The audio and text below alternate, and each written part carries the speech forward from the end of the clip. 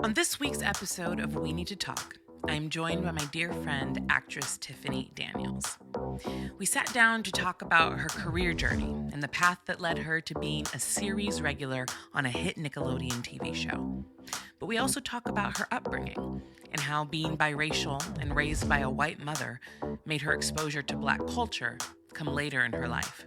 She shares some honest reflections on her life, her career, the importance of being on a Black sitcom with authentic representation, and what she envisions for her future. You're listening to We Need to Talk. We Need to Talk. Tiffany Daniels, my dear sweet friend, thank you so much for being on We Need to Talk today. Hi, thank you for having me. Of course. Well, we chat, text, Instagram, but I was like, no, you're coming on the podcast. So I got you on, finally, because we tried last season and it didn't happen for some reason. But life is crazy. Totally fine. You're here now. I love it. I'm so excited to talk about you and just your career and everything that you're doing. You're an actress. You're an unbelievable dancer. You make me want to go to the gym all the time. And with your Instagram post, I'm like, God dang it, Tiffany, now I gotta go work out.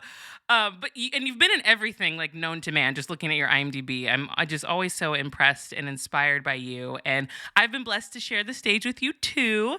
And now you're killing it as Trish on the hit series That Girl Lele on Nickelodeon. But before we even talk about all of your success, what drove you to want to be in arts and entertainment? And was TV and film always the goal for you? Let's see. I think that, we always have that thing inside of us, right? It's like we have to figure out exactly what that thing is. And my mom put me in dance classes when I was 3 years old. So I started exploring with that thing, whatever that internal thing is, very young. My mom was a really shy woman growing up, and she wanted me to have a little bit more exposure to community and activities and things. So I'm really thankful that she had the foresight and awareness to do something like that, even though she wasn't giving those same opportunities when she was young. But as a dancer, it was something that came very easily to me, and it was something that I could tell I was really passionate about and very serious about at a very young age, mostly just because I was able to compare myself with the other girls and boys in my dance studio. Yeah. It just felt like it was a really just like fun hobby activity for them. But I was like, you're messing up. And if you are not going to win that trophy, and I need you to pull up. Okay? I love it. So there were moments when I wasn't like the most liked, I guess, at the studio because my approach was just obviously very different from them. So, dance was just something that was very much a part of my life. My mom, I grew up in a single parent home with my mom, and she started taking me up to Los Angeles. I grew up in San Diego, sorry. And she started taking me up to Los Angeles for auditions when I was really young. I was still in elementary school. But as a single parent, that means she has to take off work. And driving up to Los Angeles, you know how these auditions go. You're in the room for 5 seconds and then you're out. And it's like, okay, now we get back in the car and drive all the way back to San Diego. Yep. My mom was like, I don't think we can keep doing this. So unfortunately, we're just going to like stick with dance. And I didn't know no better. I was like, that's where my friends are. So I'll just do that. But as I got older and, things really started to shape in my dance and musical theater interests and career, I was like, no, this might be something that I really want to pursue. I went to college with the idea of like, I just want to have like a normal college experience. So I didn't really focus on the arts while I was there. It was more of an extracurricular thing. Mm-hmm. But by the time senior year of college came around, I was voted most likely to not do anything with my degree. Pause. Time out. That is offensive. I cannot believe that. What? People out here voting on that? Wait, what was your degree then? It was true. There was no lie there. I got my degree I got a Bachelor of Science in Hospitality. Okay, I'm not going to lie. I know. I'm not going to lie. Okay. I get it. Yeah, no, it made sense. They were like, we see like you're having fun cooking in the kitchen and stuff, but we know that you got bigger plans for yourself. Pause though. I need to know about what this degree, like the curriculum was for about. I've never heard. I didn't even know that existed. So what did that entail? Well, I went to Cornell University, and it's the hotel program. It's the hotel school. As a freshman going in, you decide whether you're going to kind of concentrate in rooms and lodging or food and beverage. So I pretty much had a concentration in food and beverage, but I did learn a little bit more. I learned a little bit about what it means to like run a successful hotel business as well. But like, hotels literally are 24 hours a day, 7 days a week, 365 days a year. And I was like, no, none of that has any interest to me whatsoever. And I just knew in the back of my mind, like, I'm just here to like get this degree thing so that my mom will be happy and then I can go about my business. So let me ask you this, because we'll get to how you ended up in LA and becoming successful and being an actress, but did you ever work hospitality, food and beverage, and were you ever considered a know-it-all because you actually had a degree in it? I did. When I first graduated, I did move to Los Angeles, and I knew that I needed to pay my way while I was here, and in training and in a scholarship that I'm sure we'll touch on in a second. So I ended up getting a job as assistant manager of a cafe on Melrose. That was probably the most that I ever utilized my degree. But it also comes in handy in moments of like being at the restaurant and the waiter's acting shady. And I'm like, no, the number one rule is the customer is always right. So sometimes you're like, I'm on TV, but don't get it twisted. I got a degree in hospitality. Right. Like, hold up. There are better ways to handle this, and let me show you how it's done. So I have pulled that party trick out once in a while. Mm-hmm. I love that. But for the most part, I don't remember anything that I learned at Cornell. That's hilarious. Okay, so you graduate. Yeah. Then what was the next step for you? Well, prior to even graduating, I was like, how can I get to Los Angeles? Like, what is a good access point for me to get there? And a girlfriend that I went to college with was talking about these dance scholarship programs that they had at Broadway Dance Center, which was in New York, and then they had one at Edge Performing Arts Center, which is in LA. Two completely different schools, but like the same type of scholarship programs. So I looked up everything that I needed to look up for that. And they give this scholarship out to 20 dancers every year. And there's an audition every August. And so I was like, well, this sounds like a good way for me to at least like get in. Let's just like see what happens. So I went to the audition. There was probably like 200 people there. And I ended up getting the scholarship. Wow. So it was, that was just one of those like justifiable moments of like, okay, yeah, this is what I'm doing and this is what I should be doing.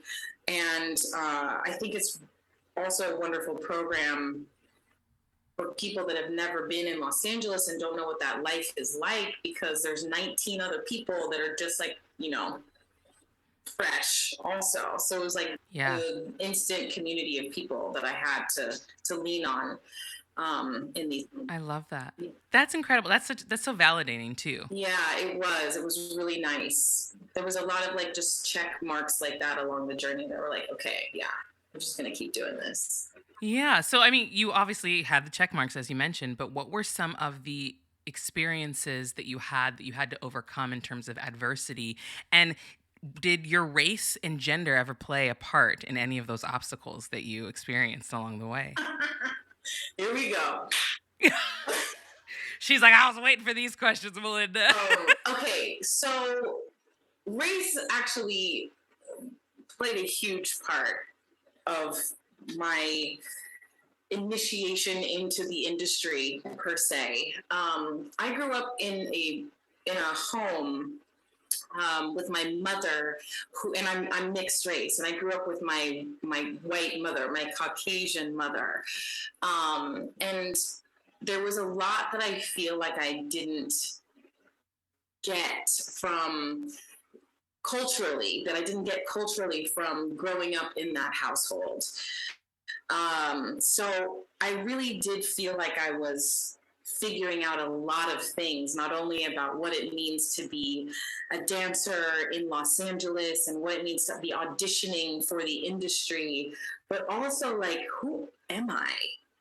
Because I grew up with this this idea of who I was and who my mom wanted me to be, but the way that people saw me, and especially in an industry that puts you in boxes, that has to put you in boxes in order to figure out exactly where they can place you in the industry, I was looked at very differently than the idea that had been ingrained in my head. So there was a lot of hurdles in those first couple of years because, when I started auditioning in Los Angeles, it was 2003, a really different time than it is now. And, a lot of the breakdowns would just say, like, Black girl, right? And the breakdowns, like, and the industry still, but not nearly as much as it did back then, had a very specific idea for what a Black girl should be. Yeah. And I was terrified by that because I don't know how to be anything but the idea that had been ingrained in my head for so long. So I didn't really fit the bill many, many, many times. But a job came, an opportunity came for me to audition for the first national tour of Oprah Winfrey's The Color Purple. No, I love it. It's something to you, Malynda, because you're my friend. But well, you admitted it to a lot of people. No, it's time. I'm letting everybody know. Why am I afraid I know what you're gonna say? But go ahead. I had never seen The Color Purple. You knew it. I knew you were gonna say. I was like, she better not say she'd have never seen The Color Purple. I know. Wow. The space right now, you guys. No, I know. I had never seen it. I had obviously heard of it, but there was a lot of sheltering happening in my upbringing. And a lack of exposure probably just to diversity, but also maybe because your mom was unaware. All of those things came into play. It was a really different time growing up in the 80s and the 90s. And it was still really difficult for my mom to be. She wasn't in a mixed race relationship, but she obviously had a kid with someone that didn't look like her. And she was still battling with a lot of those own personal hurdles back then and just trying to shelter me from her own pain that she had been experiencing, not fully understanding that like I was going to be experiencing a whole nother level of pain by not being able to like truly identify with who I was. So I hadn't seen The Color Purple, but it was like, okay, well, now it's time. The time is now. So I ended up making it pretty far in the audition process here in Los Angeles, but the callbacks were in New York City. And so I took the movie on the plane with me and I watched it on the plane. And, that changed everything about my audition and the rest of the process moving forward. Did you cry at the end? Yeah, I cried on the plane. I did. I cried throughout the whole thing. Really, it was like this was just like such a I can't believe I've never seen this before, and I can't believe this is the first time that this is happening. Like it was all just a very emotional moment. Yeah. And it's a masterpiece. It's a It's truly a masterpiece. Absolutely. And to be given the opportunity and to be getting so far along in the process to be able to, be a part of that masterpiece in musical form was really exciting to me. So I ended up booking that job, which relocated us to Chicago. We built the show in Chicago, and we ran the show for 6 months in Chicago. And, that was really my first time being around an entire room of just Black folks. And it was my first time being submerged into that culture. And, oh man, I'll never forget the first week. They decided that they wanted to have a soul food potluck. And a potluck, you all bring something. You got to contribute something to that pot. Right. And I looked over at one of my friends in the show, and I was like, "What's soul food?" So. And you got looks. I got looks, but I also was like, okay, we see what we've got here, what we're working with here, what we're dealing with here. And from that moment on, it was like this submersion into this culture that I was like, I cannot believe that I'm just now arriving. But I am so happy that I'm finally here. I love it. Do you feel like you were met where you were at, or did you feel like you were judged or ridiculed at any point because of that? I didn't judged or ridiculed to my face, at least. There might have been a few conversations on the low, but I felt like I was met exactly where I was. I felt like I was taken care of. I spent the next 3 years traveling the country with these people, and they became some of the most important people in my life to this day. And yeah, I wouldn't be where I am today without having that experience. And, it could be looked at as though it came a little late in life, but I think it was just right on time. Yeah. I love that story for you, but I also love it for the Black community as a whole, because I feel like as much as we could tease each other and give each other a hard time, like there is this kind of unspoken family dynamic within the Black community, no matter what. So even you may be given a hard time, like, girl, you don't know. Like when you asked me about cocoa butter one time, I was like, girl, but I was going to tell you the answer after I gave you a hard time about it, but it's because I love you. You know what I mean? So I love that you were accepted, but probably you were still made fun of a little bit. Oh, of course. I mean, but that's just the way that it is. I mean, it's all from love. Everything comes from love in this community. And that's the piece that I'm just like, wow, I spent so many years being afraid. And now I'm just so thankful. I love that. Well, you are working with a beautiful community on your show, on That Girl Lele on Nickelodeon. You guys are in your second season now, correct? Yeah. And how is it working with an ensemble cast like that? Because I can only imagine that it's rewarding, but also simultaneously, maybe it can be challenging because of navigating people's work ethics, navigating personalities, and figuring out things like that. But also, it's just this beautiful Black cast. So how have you, as an ensemble, figured out the best way to work with each other and deal with any conflicts when you're on set? Well, I think the most beautiful thing about this experience in particular is it came out of a moment when everybody was living in this land of uncertainty. This job happened like in the height of the pandemic.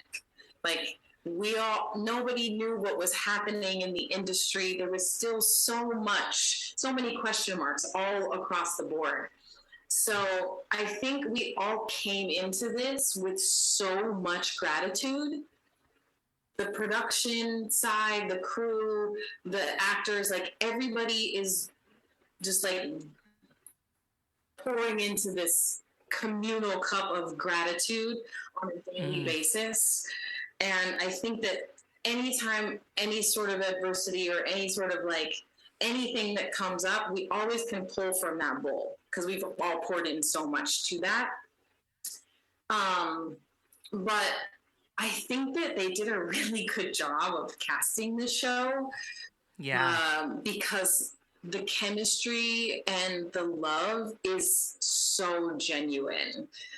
Um, the gentleman that plays my husband, Thomas Hobson, um, he and I were the last two to be cast. So they went through all the kids first, and then the parents were last. And Tommy and I have such a long history of friendship and working together. We've been working together on many shows over like a decade plus, like maybe 12 years or something like that. So we found each other in the chemistry read and we were like, chemistry, come on. You're like, we got this. It's booked. Down.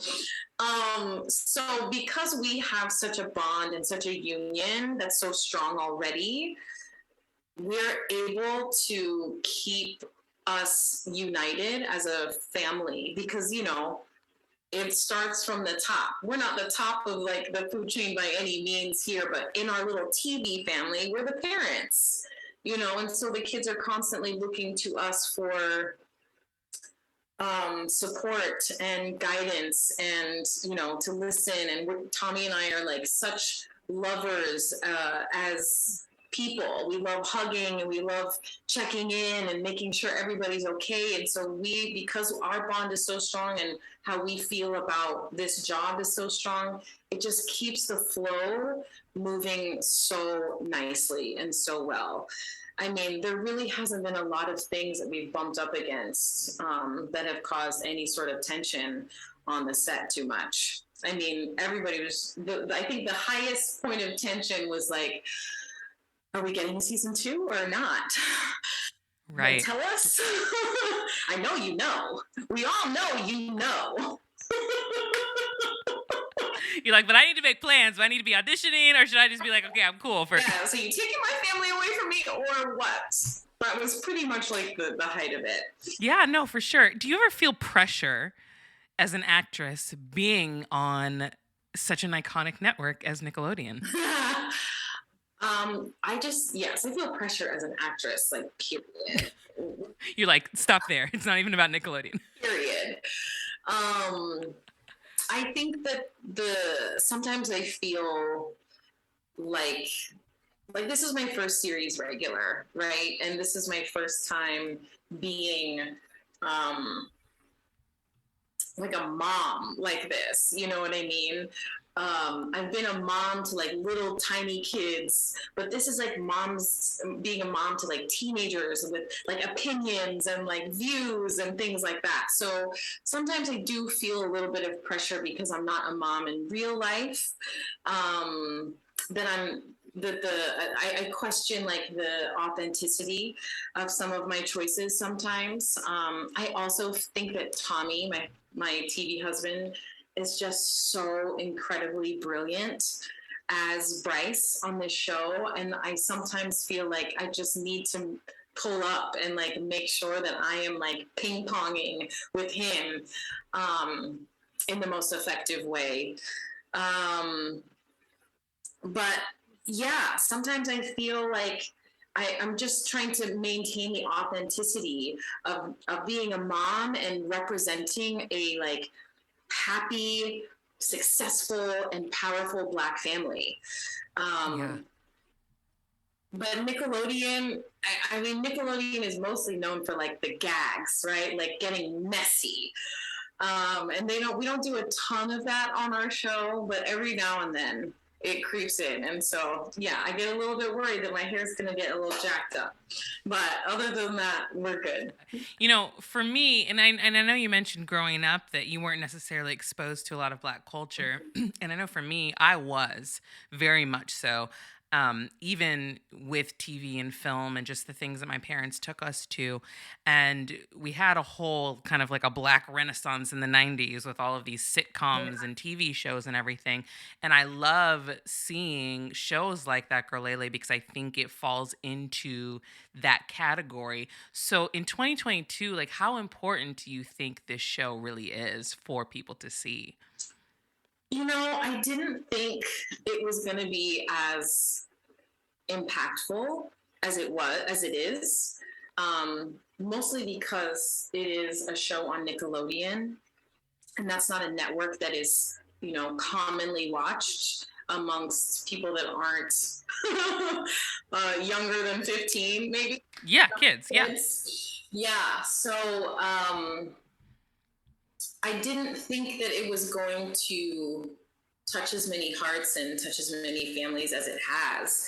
But the feedback that I'm constantly getting from the network and from our showrunner, David A. Arnold, is that the parents are so important on this show because they're the ones that keep it grounded and keep it grounded in a space of reality.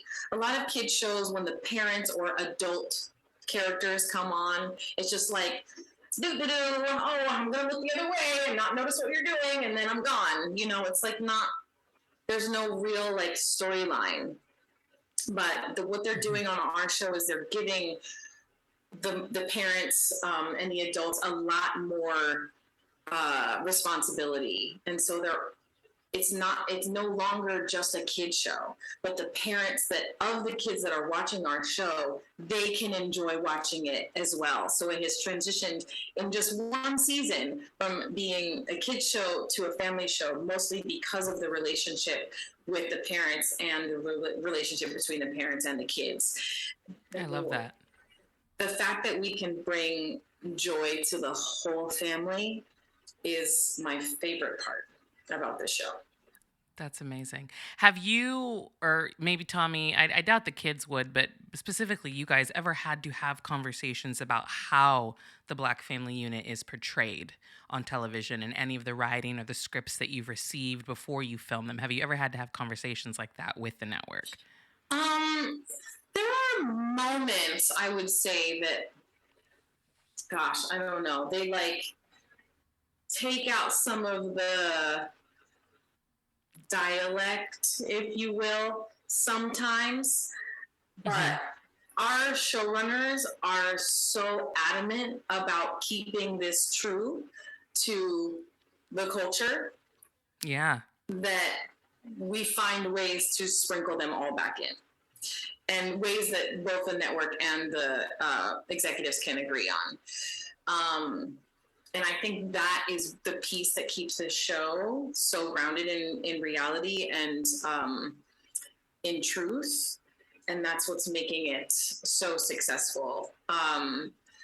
Within the writing, they have no problem displaying or demonstrating this like beautiful, successful, happy family. And they're just trying to keep it right in that world. There are some moments that we are playing with some adversity in season 2, and I think like as we move further in season 3, fingers crossed, that they are going to tap a little bit farther into that, because we've got a lot of episodes, 39 episodes to be exact for season 2, which is like a lot of topics and ground to cover. Like we can't. It's a lot of lines to learn. Yes, girl. It's a lot. But we've got to fill up 39 episodes for season 2 with different story and different things. So I think they're going to continue leaning into all of the things that we explore and experience as a Black family. Well, that's really great to hear, because I do love hearing from people that are working on big networks that they do feel supported in that. And I love that there is the aim to keep everything authentic and not just palatable for whoever's watching it. I think that that's one of the things, it may be a light show, but when you present people in their authentic selves, that will help out in the real world. Yeah. With all of the other issues that we have in this country, you see people as themselves, and it's normal. You just see a normal, loving Black family, and a white kid is watching it. It's just going to be normal to them because that's what they're seeing. There's nothing different. So I love the show for that aspect of it. So this is huge. Yeah. This is huge. It's a big time. We share the time. We share the hour with young Dylan. So we are that Thursday night. Bam. Mm-hmm. I love it. I love it. So for you, your personal goals, where do you see yourself other than being a series regular on a successful TV show? What do you see for yourself in the future? Yeah, it's wild. I was like running on a hamster wheel for like a decade. Probably literally because you're so athletic, but anyway. Quite literally, yes. For so long, just trying to get here, that it has.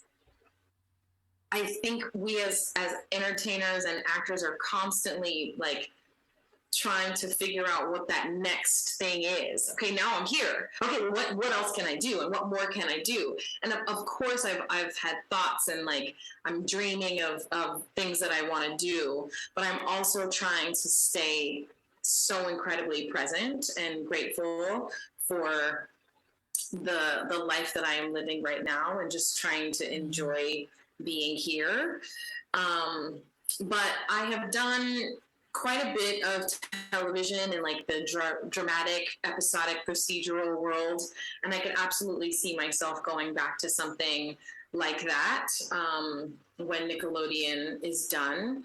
But I would like to venture a little bit more into some film work because I've done so much TV, working on getting that series regular. I would love to start working more in films. And, I am a really athletic person, and I have a very strong dance background. And I would love to be able to use that strength and ability of movement that I have in some sort of like action type of role. I think I could do well in that, Malynda. Absolutely. Anybody listening, cast her. I see it. I think that could work really well for me. But again, I'm just so thankful that this is the place that I landed for my first big coming out series regular moment, that I just want to ride this wave as long as I can.